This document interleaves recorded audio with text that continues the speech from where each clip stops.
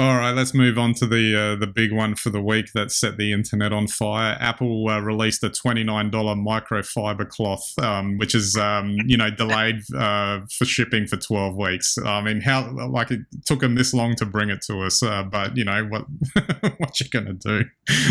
I don't know. Will it work with my particular screen protector, or does it only work with basic Apple Glass? I don't know. Oh, there you'll have to look into the tech specs on that.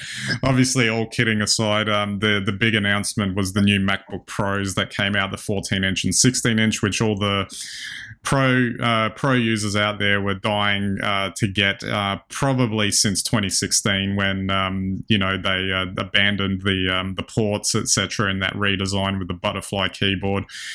It was fascinating watching that keynote that they gave, because like they were trying to sell it as a virtue that they were giving all this stuff back. And even though they took it away in the first place, and like, look, how great are we? We're giving you a HDMI port, we're giving you an SD card slot, we're giving you power. Like, I'm getting the negative stuff out of the way first, because there's some really interesting stuff going on here. But still, it was a bit. I was watching him going, "We got rid of the touch bar, and it's like we're giving you function keys." And I'm sure some clever person on the internet's going to splice together the 2016 one where they were claiming that the touch bar was the next best thing ever, and then putting it next to what they were saying about returning the function keys, and it's going to be hilarious.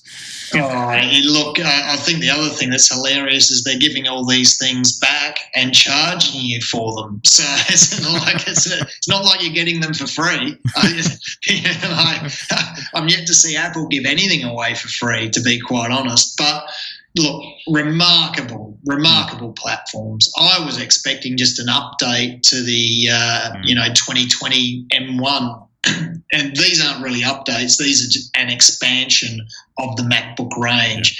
Yeah. And you're absolutely right. I mean, they've gone from pushing the MacBook towards the AirBook. Now they've just gone back the other way, where it's almost like the olden days where you had the MacBook and MacBook Pro, as very different, items. And now you can see, gee, and when you see the size of those chips and what they cram on them, you realise how serious a MacBook Pro is going to get. Well, that's the thing. The announcement of the M1 Pro and M1 Max really was quite surprise, I think, and especially when they started detailing, the performance that they're claiming that is possible. And obviously, you want to wait till you get real world testing and see what actually happens when reviewers and whoever else looks at them. But if they live up to everything that they're saying, they're truly quite incredible. And it kind of makes you. I just walked away from it thinking, unless you're just dedicated to Windows, why are you buying a Windows laptop at this point? They just don't. They're not even in the same league anymore. And yeah, jokes aside, the most expensive one is 9,000 Australian or whatever, which no normal person is going to spend on that. But like, I think the thing that was interesting is that they have taken care of the pros with this release. I think I know there's a couple of nitpicky things that people aren't happy about, but for the majority of it, I think the pro market was super happy with what they were seeing with these things.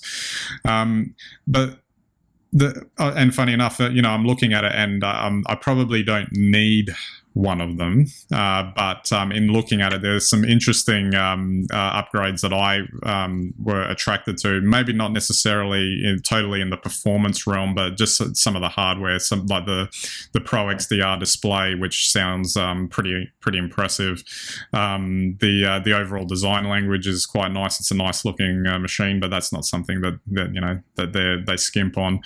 I'm kind of interested in just how some of the extra graphical cores would be put to good use in using the M1, just the MacBook Pro.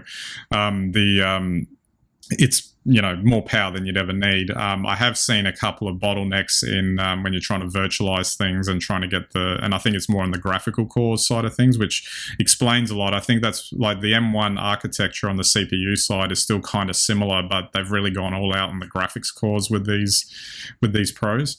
So it's for me personally, I'm going to sit back and watch like some of the feedback and all that. There's always a bit of I don't know, you know, you want to watch what happens on the first generation of a model to make sure there's nothing wrong with it in the real world. But you know, I might consider it at some later point if I think it makes sense. Well, you never know. I guess all it'll take is someone out there to show that, you know, you could shop on Amazon with the M1 Max while mining Bitcoin successfully at the same time with those GPUs. So yeah. We'll have to wait and see if that's possible. But yeah, very impressive machines. And, you know, despite the price, I think with those ports back on, maybe Apple listened to some of our VODs here, you know, with those ports back on, it just makes ease of use so much more functional. And, you know, you can't be a pro and not have an HDMI port. Well, that's the thing. Like, although I don't really use ports that much anymore, I do have a couple of use cases where it'd be handy to just be able to plug a HDMI cable in, and something as simple as that, you know, is now solved with one of these laptops. The curious thing that I just to wrap it up in terms of the Apple discussion is where they go to from here. They've kind of blown it out of the water on the mobile front. In terms of computing. What really is going to be interesting is their next round, when presumably they will focus on the remaining desktops they've got in the line. How much more extra power are they going to flex when they get to those? Because they don't have like the form factor constraints. I mean, not that the M1s run hot anyway, and it doesn't sound like they'll run hotter than the regular M1, but they still sound like they won't run as hot as like an Intel chip, you know, trying to browse the web kind of thing. But the desktops sound like they might be really intriguing, and I think everyone was wondering how are they going to replace the top of the line Mac Pro Tower, which has traditionally been the most powerful. I think they just made it believable that they could.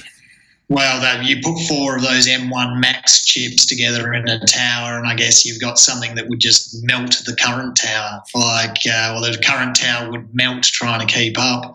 And you're absolutely right. I mean, you think of an iMac, you know, top of the range iMac with a, you know, X1 Pro in there, and then or Max, and then straight away you're you know, you can allow that to run much hotter. You can allow it, you know, really unlock every possibility with it. So just, you know, I guess we'll wait and see. But I think we should be ready to be surprised. I guess the next thing is you fit a whole Hollywood studio into a single tower now. Yeah, exactly. No need for 100 workstations. Exactly. All right, Steve, we might wrap it up there. Interesting times. I might just go peruse the Apple website again and see which one of the 100 configurations of the Pro is the most suitable.